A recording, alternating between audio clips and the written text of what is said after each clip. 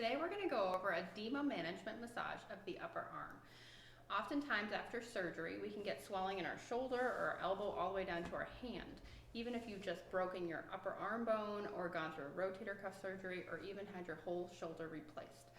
So we're going to talk a little bit about position. I'm going to have you get in a chair with some armrests. You're going to carefully, following your precautions, your arm's going to be in a sling. You're going to bring some pillows onto your lap, pull that sling off carefully, and then bring that arm up in front of you.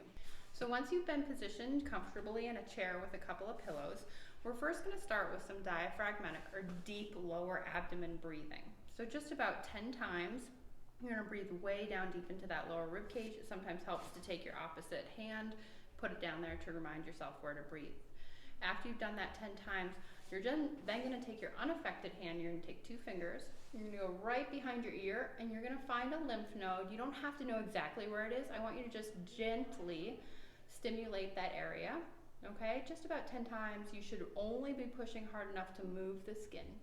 You're then going to find your collarbone, that bone that sticks out in the front of your shoulder. You're going to go right above it and behind it, and again, just very gentle light circles to stimulate that lymph node. We want to open those lymph nodes up before we fill them up. So once you've stimulated just above the collarbone, we're then, if you can comfortably, you're going to come into your armpit and stimulate in that arm area. Sometimes after shoulder surgery, it's too much to get into that arm area, and that's fine. Do whatever you can comfortably. Now again, you're going to do very light stroking of that arm, and you want to be thinking you're moving down towards your hand with strokes up towards your shoulder.